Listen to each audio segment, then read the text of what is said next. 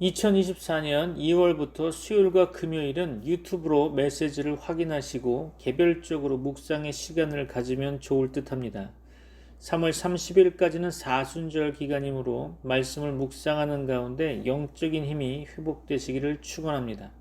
수요일과 금요일 예배 설교 본문으로 요한계시록을 선택해서 1년 정도 말씀을 나누려고 합니다. 많은 은혜가 있으시기를 바랍니다. 오늘은 3월 13일 수요일 7번째로 요한계시록 2장 8절로 11절 말씀을 본문으로 정했습니다. 오늘 본문 계시록 2장 8절로 11절 다 같이 합독하겠습니다. 서머나 교회의 사자에게 편지하라. 처음이며 마지막이요 죽었다가 살아나신 이가 이르시되 내가 네 환난과 궁핍을 알거니와 실상은 네가 부요한 자니라. 자칭 유대인이라 하는 자들의 비방도 알거니와 실상은 유대인이 아니요 사탄의 회당이라. 너는 장차 받을 고난을 두려워하지 말라. 볼지어다 마귀가 장차 너희 가운데에서 몇 사람을 옥에 던져 시험을 받게 하리니 너에게 10일 동안 환난을 받으리라. 네가 죽도록 충성하라. 그리하면 내가 생명의 관을 네게 주리라. 귀 있는 자는 성령이 교회들에게 하시는 말씀을 들을지어다. 이기는 자는 둘째 사망의 해를 받지 아니하리라. 아멘.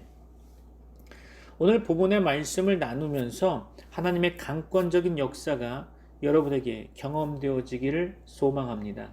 여러분을 축복합니다. 오늘 본문의 말씀은 서머나 교회에 보낸 편지의 내용이죠. 서머나는 오늘날 터키, 그러니까 현재 언어로 튀르키예의 이즈미르 지방입니다. 당시에 이 도시는 황제 숭배의 본산이었죠. 따라서 황제 숭배를 거부한 교회와 성도들은 엄청난 박해를 받아야 했습니다. 내가 네 환난과 궁핍을 알거니와, 그렇죠? 서머나 교회는 그 모든 박해를 믿음으로 이겨낸 칭찬받은 교회였습니다.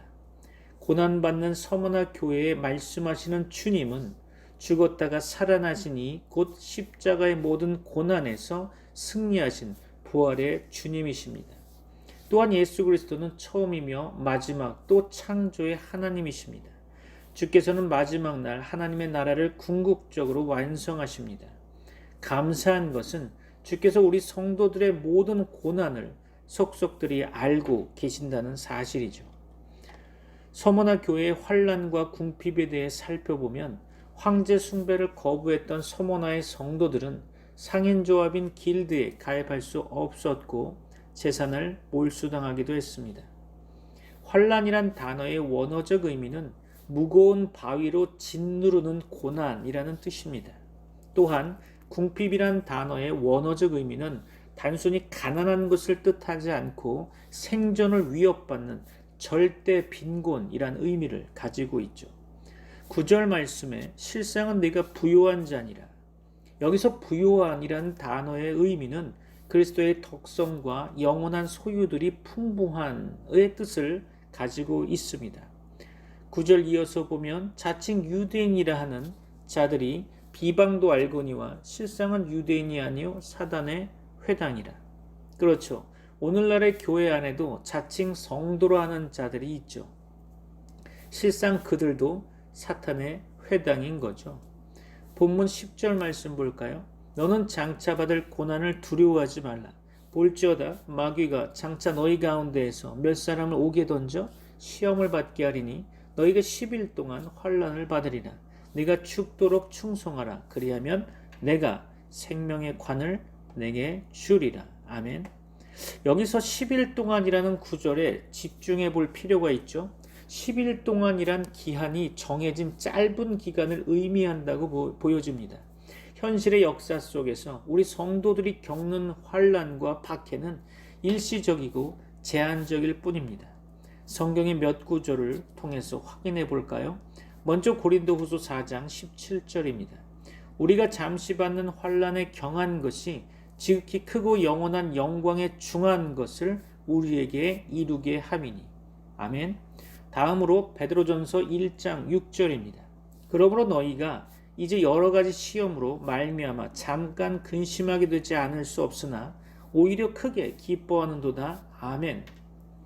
마지막으로 요한복음 16장 33절이죠. 이것을 너희에게 이르는 것은 너희로 내 안에서 평안을 누리게 하려 함이라. 세상에서는 너희가 환난을 당하나 담대하라. 내가 세상을 이기었노라. 아멘. 본문 10절 말씀에서 너희 가운데에서 몇 사람을 옥에 던져 시험을 받게 한다고 했는데 왜 성경은 너희가 10일 동안 환난을 받으리라 라고 기록하고 있을까요?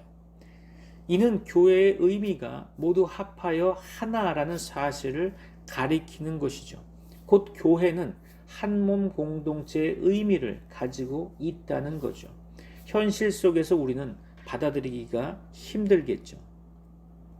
당시 교회에서는 이해가 되었을 것입니다. 지금과 다른 문화 환경을 가지고 있었기에 교회의 의미가 다르게 받아들였을 것입니다. 그래서 현재의 시선으로 성경을 보고 해석하면 안 되는 거죠. 10절 말씀 이어서 보면 네가 죽도록 충성하라. 그리하면 내가 생명의 관을 내게 주리라. 아멘. 여기서 죽도록 충성하라 라는 구절의 의미는 죽게 되더라도 혹은 죽는 데까지 충성하라 라는 뜻을 가지고 있다고 봅니다. 여기 본문에 언급된 생명의 관은 운동 경기에서 승리한 자들에게 주어지는 월계관, 화관을 의미하는 거죠. 야고보서 1장 12절 볼까요? 시험을 참는 자는 복이 있나니 이는 시련을 견뎌낸 자가 주께서 자기를 사랑하는 자들에게 약속하신 생명의 면류관을 얻을 것이기 때문이라. 아멘. 본문 11절 말씀에서 이기는 자는 둘째 사망의 해를 받지 아니하리라 라고 말씀하고 있죠. 둘째 사망의 해는 바로 지옥에 관한 내용일 것입니다. 이기는 자에게는 둘째 사망의 해를 받지 않을 것을 약속하고 있죠. 잠시 신앙의 선배인 서머나의 감독 폴리갑에 대해 말씀드리려고 합니다. 폴리갑 감독은 2세기경 서머나 교회의 감독이었습니다. 그는 사도 요한의 제자로서 예수 그리스도를 영접한 속사도였죠. 그럼 여기서 우리는 속사도에 대해 알아봐야겠죠. 로마 박해기 때 12사도의 뒤를 이어서 성도를 보살피며 교회를 지킨 영적 아버지를 일컫는 말이 바로 속사도입니다. 이들은 교회가 내적 분쟁으로 혼란할 때 바른 가르침으로 통일성과 질서를 세우고 외적으로 박해가 임할 땐 깨끗하고 경건한 삶으로 순교의 모범을 보였습니다. 그리하여 사도들의 생생한 신앙을 다음 세대에 전해주는 역할을 했죠.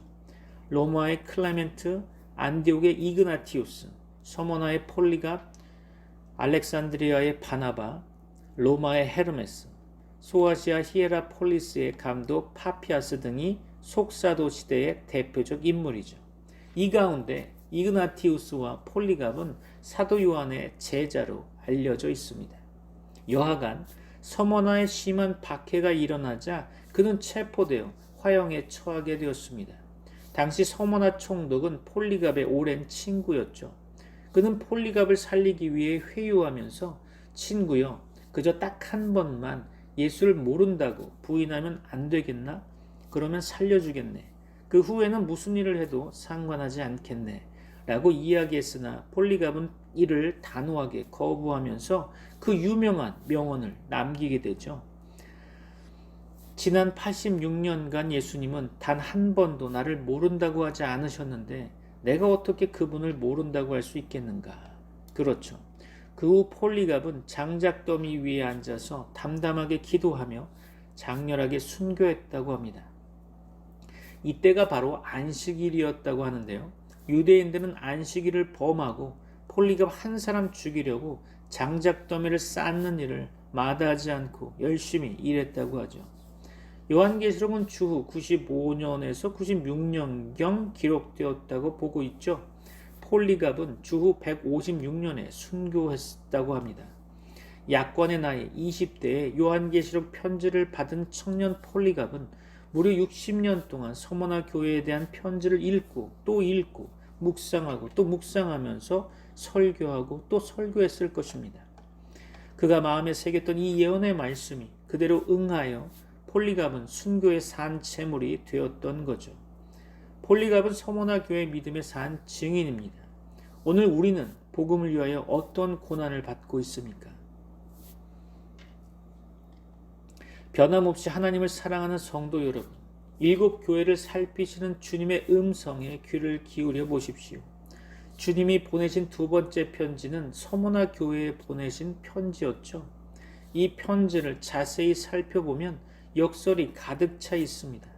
우선 도시 서머나를 다시 한번 생각해 볼까요? 첫 편지를 받은 에베소에서 북쪽으로 56km 정도 떨어진 곳에 있는 또 하나의 항구 도시가 바로 서머나입니다.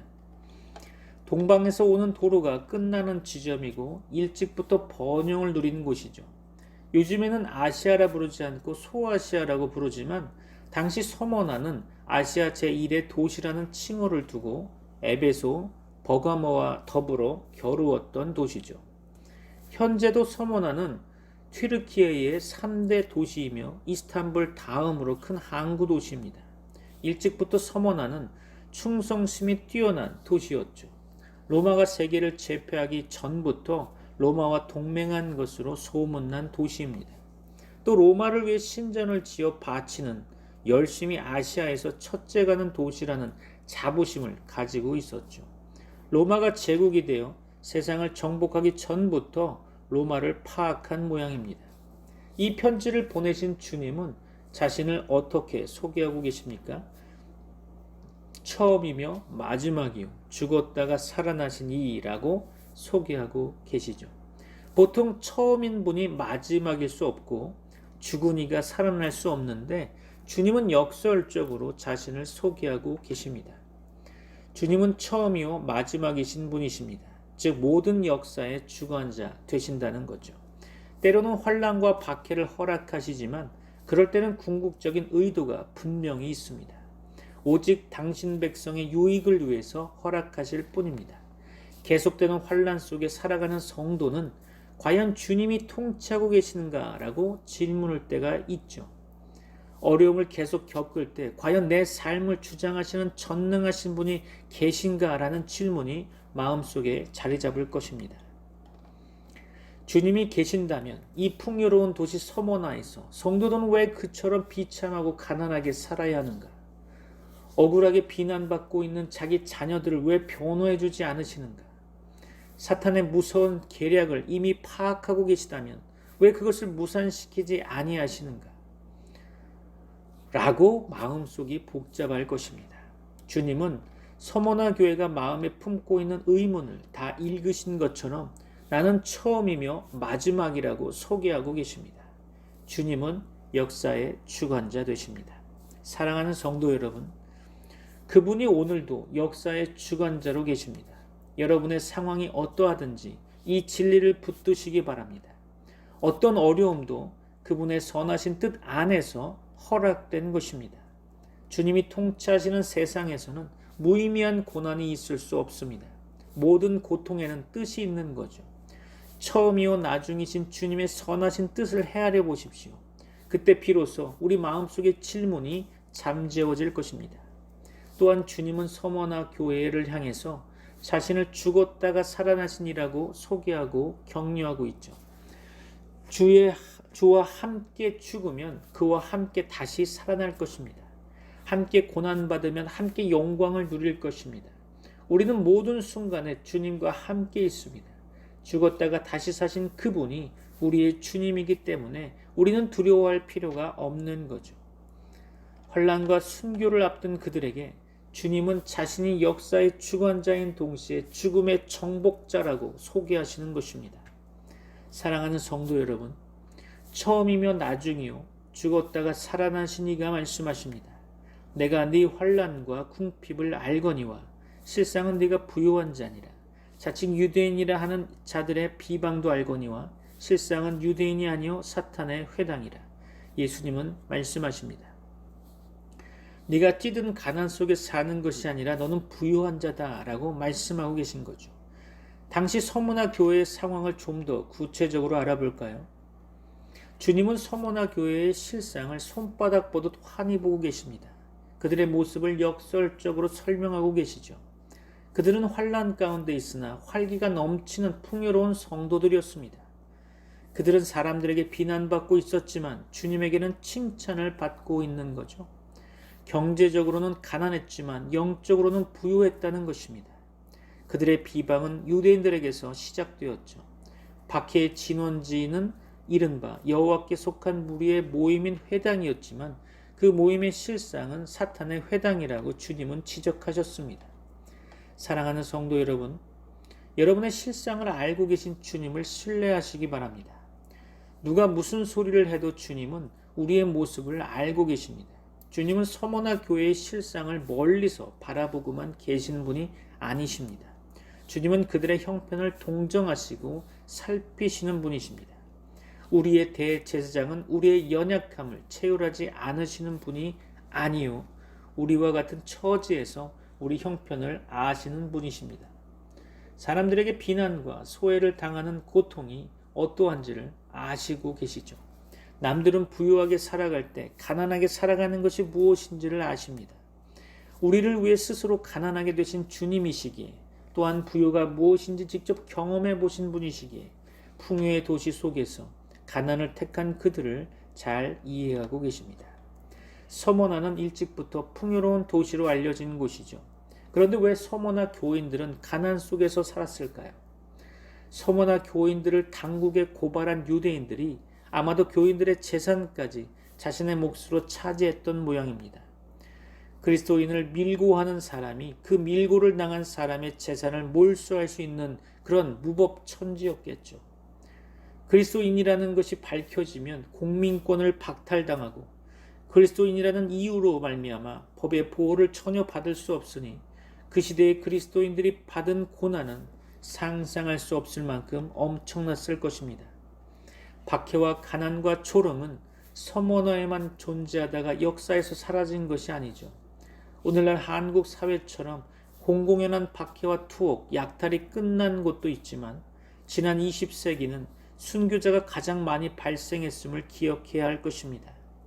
1900년 동안 순교한 사람보다 지난 한 세기에 순교한 사람이 더 많았다고 합니다.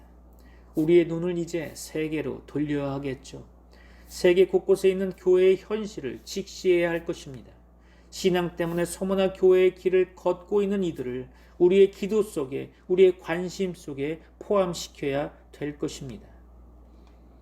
특히 북쪽 성도들을 기억해야 할 것입니다. 어쩌면 우리 가운데서도 서머나 교회의 몫을 자기 몫으로 택한 성도가 있을 것입니다. 신앙 때문에 더 좋은 조건의 직장을 포기하는 사람도 있을 것입니다. 신앙 때문에 은근히 박해와 조롱의 말을 들어야 했던 형제 자매들도 있을 것입니다. 사랑하는 성도 여러분, 우리에게는 더 나은 기업이 있습니다. 복음을 위해서 포기한 부분을 보상받고도 남는 더 낮고 영구한 산업이 우리에게 있는 것입니다. 사람이 사는 것은 소유의 풍부함에 달려있지 않습니다. 더 많이 가지길 원한다 해도 언제나 우리보다 많이 가진 사람이 있게 마련이죠.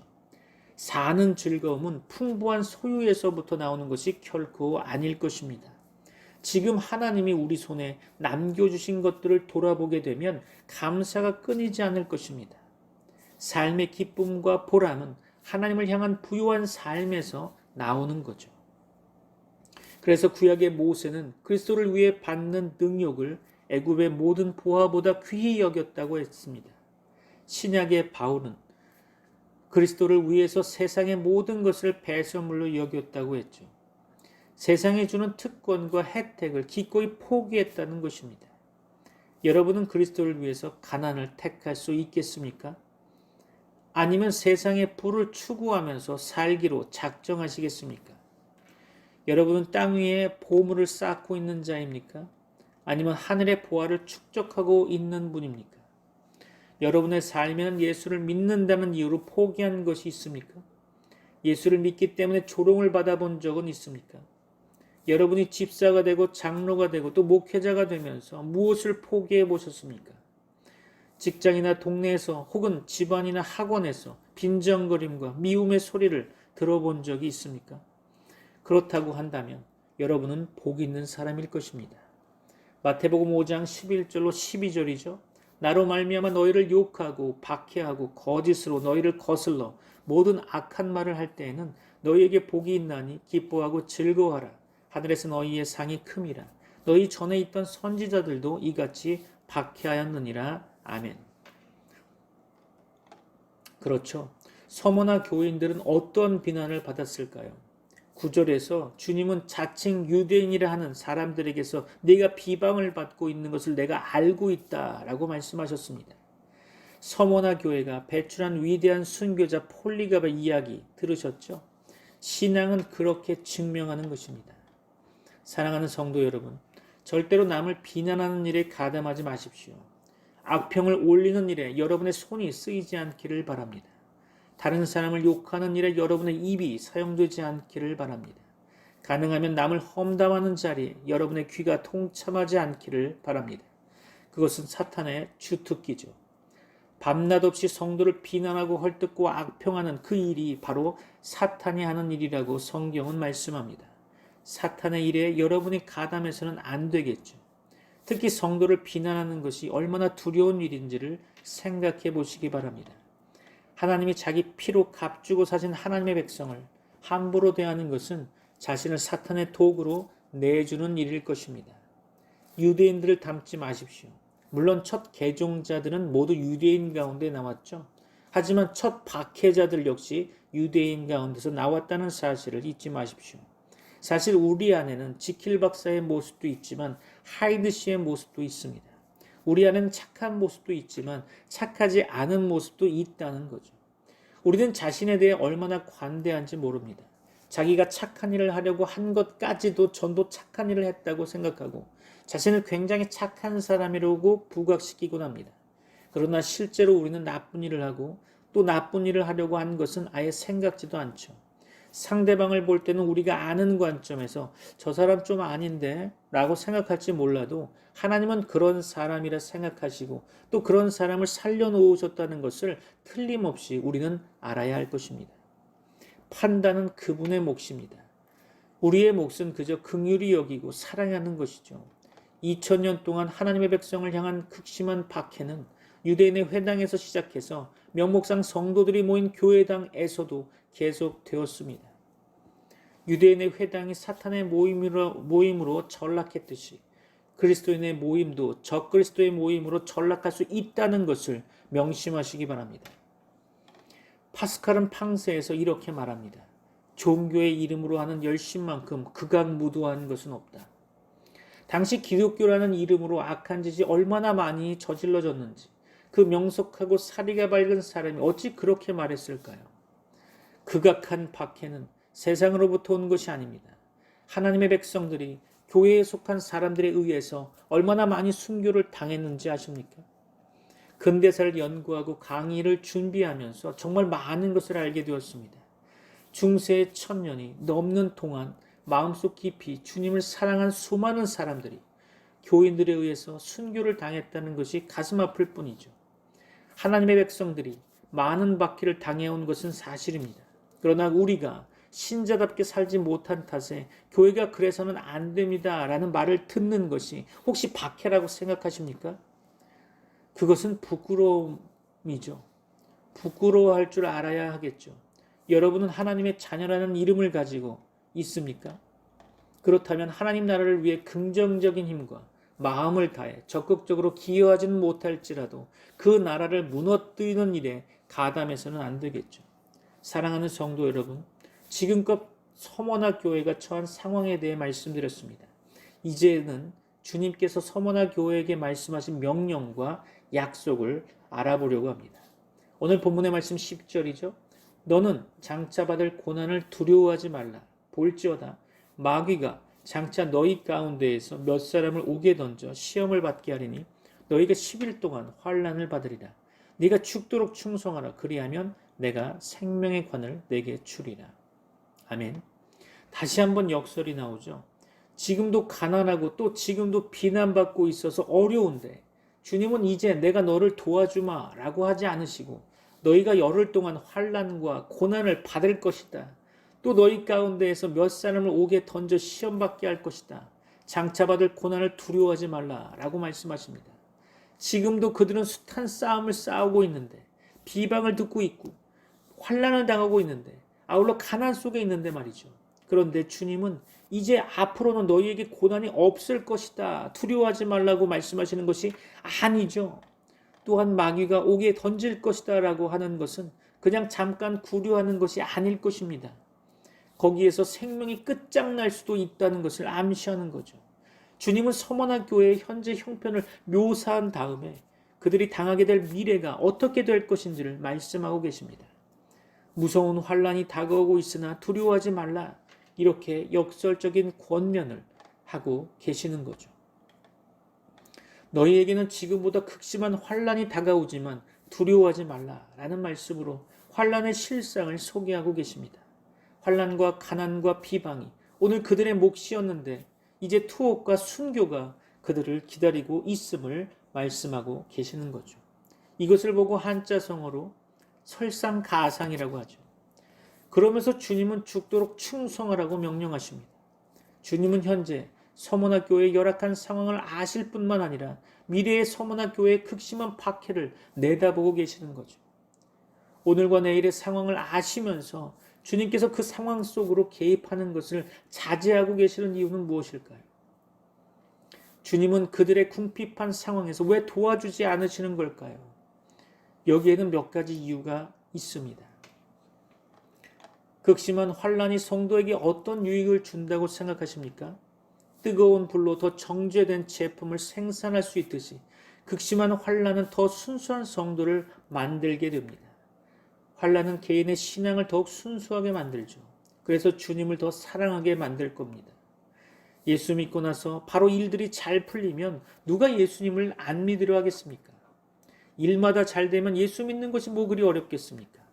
그러나 주님은 주신 것 때문이 아니라 주님 때문에 주님을 사랑하도록 하십니다. 환란은 우리의 신앙을 더 순수하게 돌아보게 합니다. 예수를 믿는 것 때문에 손해를 보기 시작하면 마음속에서 고민하게 되죠. 내가 무엇 때문에 주님을 찬양하지? 내가 무엇 때문에 주님께 감사하지? 이러한 생각이 마음을 파고들고 있을 겁니다. 그러나 하박국 선지자는 고백하죠. 비록 무화과 나무가 무성하지 못하며 포도나무에 열매가 없으며 감람나무에 소출이 없으며 밭에 먹을 것이 없으며 우리의 양이 없으며 외양간에 소가 없을지라도 나는 여호와로 말미암아 즐거워하며 나의 구원의 하나님으로 말미암아 기뻐하리로다. 주 여호와는 나의 힘이시라. 나의 발을 사슴과 같게 하사 나를 나의 높은 곳으로 다니게 하시리로다. 아멘. 이것이 신앙인의 자세 아닐까요? 환란은 첫째, 개인의 신앙을 순수하게 하고 둘째로는 공동체의 신앙을 새롭게 합니다. 바람이 불면 작은 불은 꺼집니다. 그러나 어떤 바람은 강풍으로 변하면서 불을 더 활활 타오르게 합니다. 산불 아시죠? 성냥불은 작은 바람이면 꺼지게 됩니다. 그러나 무섭게 타오르는 산불은 바람이 불면 더 타오른다는 것을 아시죠? 주님을 향한 사랑의 불길을 한번 기억해 보십시오. 바람은 그 불을 끄지 못하는 것입니다. 바람이 그 불을 더 활활 타오르게 만드는 거죠. 하나님이 주신 시련의 바람은 공동체 신앙을 더욱 활기 있게 타오르게 할 것입니다. 성냥불이나 촛불은 바람이 불면 꺼지게 되죠. 하지만 산불과 같이 타오르는 불은 결코 꺼지지 않습니다.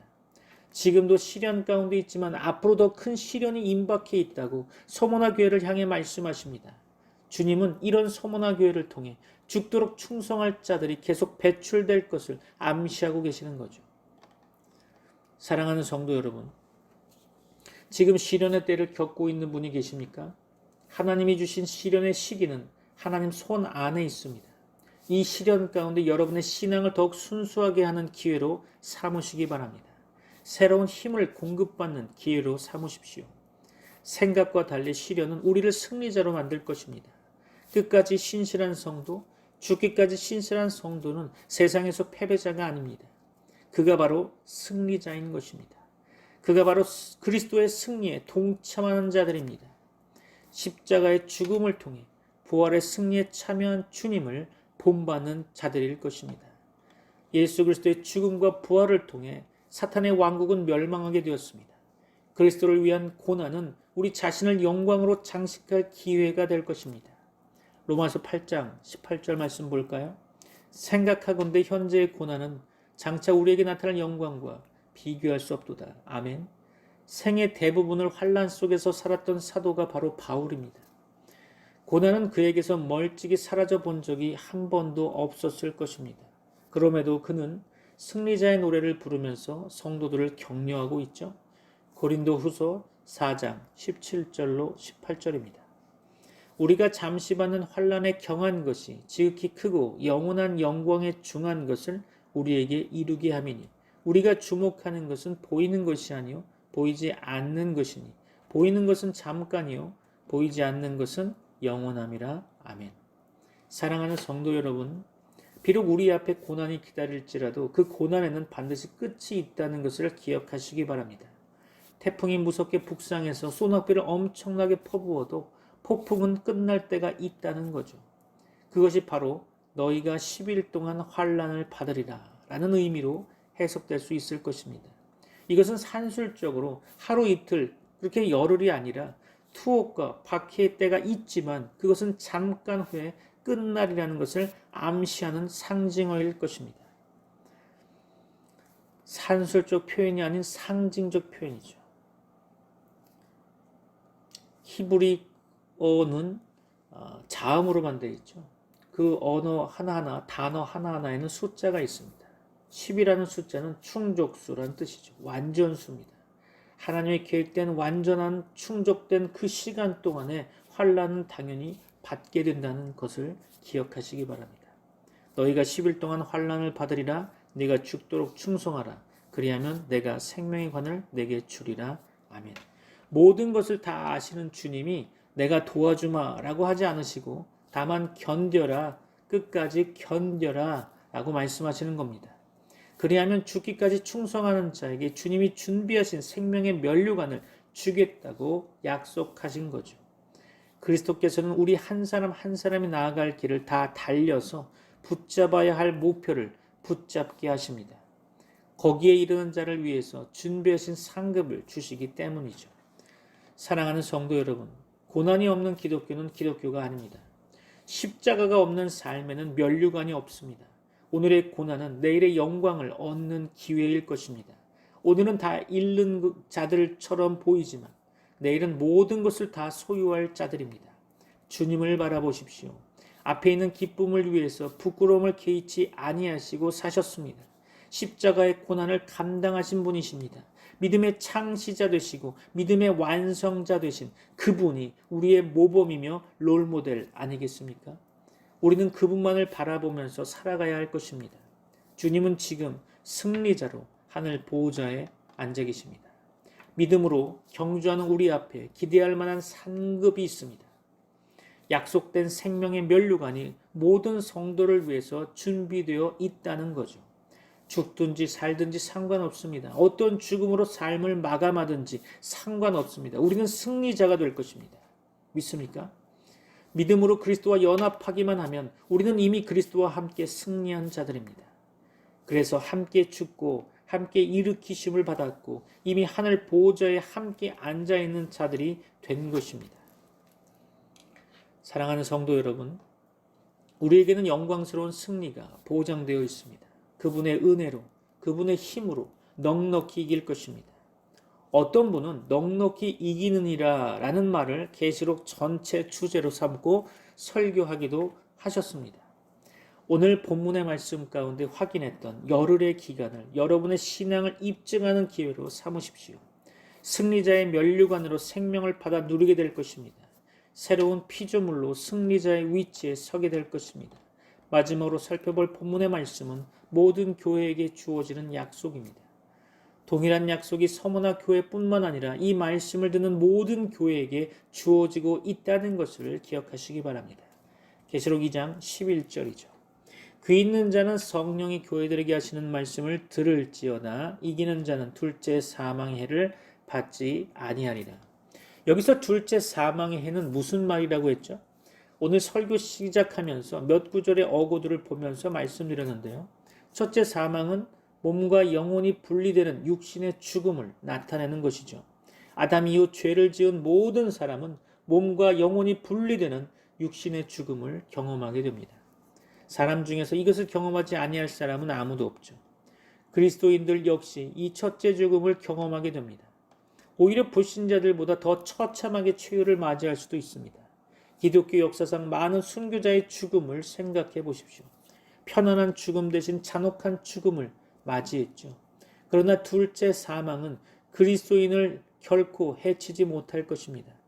그리스도인은 영과 육이 불못에 함께 던져지는 재난 속에 빠지지 않을 것입니다. 첫째 부활에 참여하는 자들에게는 둘째 사망이 범하지 못할 것입니다.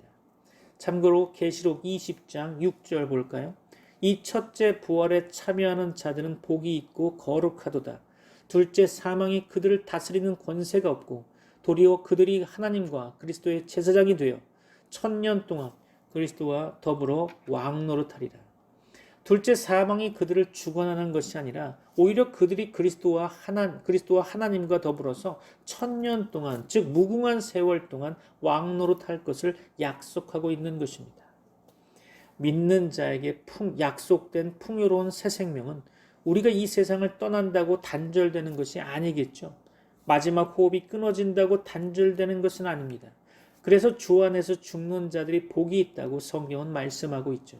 이제 새 생명을 맛본 분들은 생명의 원천이신 하나님께 한순간도 단절될 수 없는 것입니다. 이제 그리스도를 통해서 기쁨을 소유한 사람은 기쁨의 원천이신 하나님께 결코 단절될 수 없는 것입니다. 아름답고 소망스러운 모든 것의 원천 되신 하나님께 그리스도인을 분리시킬 수 없을 것입니다. 서머나에 곧 불어닥칠 환란의 바람은 순교자까지 배출될 것입니다. 처참한 죽음이 그들의 육신의 생명을 끝장낼 수도 있습니다. 그들의 영원한 생명은 둘째 사망의 해를 조금도 받지 아니할 것입니다. 죽기까지 신실하게 사는 그리스도인은 한 번 죽지 두 번 죽지 않는다는 거죠. 위로부터 다시 태어난 자는 한 번만 죽음을 경험하게 될 것입니다. 생명의 면류관을 받은 자들은 둘째 사망의 해를 받을 수가 없다는 것입니다. 그러나 한 번만 태어난 자는 반드시 두 번 죽음을 맛보게 될 것입니다. 둘째 사망이 그들을 하나님의 존전에서 영원히 멀어지게 할 것입니다. 십자가에 못 박혀 죽으셨다가 다시 살아나신 주 예수 그리스도의 생명이 우리 안에 충만하면 어떤 일이 일어날까요? 마음에 기쁨이 있을 것입니다. 기쁨으로 나타나게 되는 거죠. 특별히 하나님의 말씀을 듣는 시간, 찬송하는 시간에 기쁨이 있을 것입니다. 기도하는 시간도 마찬가지겠죠. 우리는 날씨가 덥든 춥든 예배의 자리에 나옵니다. 여기에 생명의 말씀이 있다는 것을 믿기 때문이겠죠. 부활하신 그리스도의 능력이 오늘 우리의 삶을 지배한다면 우리는 영원히 그 생명의 능력 안에 거하게 될 것입니다. 충성된 자들에게 약속된 것을 마음속에 새기면서 말씀을 마무리하려고 합니다. 오늘 본문은 서머나 교회의 사자에게 편지하면서 마지막으로 이기는 자에게 생명의 관을 주실 것이라고 약속하고 있죠. 또한 둘째 사망의 해를 받지 않을 것을 말씀합니다. 그러므로 지금 그리스도와 더불어 굳건히 담대하게 고통을 견뎌내십시오. 장차 그리스도와 더불어 영광을 나누게 될 것입니다. 죽도록 충성하십시오. 이것은 세상을 사는 모든 성도의 숭고한 임무일 것입니다. 고급 병실에서 숨을 거두는 것이 여러분의 마지막 소원이 되지 않기를 바랍니다. 그리스도인다운 승리자로 마지막을 맞이하시기 바랍니다. 누구나 세상을 떠나게 됩니다. 그때 승자와 패자의 영원한 구별이 있는 거죠. 참 어리석게 살았다고 후회와 한탄 속에 최후를 맞이하지 마십시오. 너무나 사랑스러운 성도 여러분, 승리자로 최후를 맞이하려면 세상을 사는 동안 계속해서 삶의 끝까지 우리에게 요구되는 덕목이 바로 충성입니다. 생명의 면류관이 우리를 기다리고 있죠. 주님의 나타나심을 사모하는 모든 자에게 약속된 상급입니다. 바울의 고백 속에 내게만이 아니라 주를 사모하는 모든 자들에게 약속된 것이 성경에 있습니다. 끝까지 그 면류관을 받아 쓰기까지 죽도록 충성하는 저와 여러분 되시기를 축원합니다. 기도하겠습니다. 지금은 우리 주 예수 그리스도의 은혜와 하나님의 사랑과 성령님의 교통하심이 트리니티 미라클 교회 모든 권속들과 세계 교회 위에 이제부터 영원까지 함께 있을지어다. 아멘.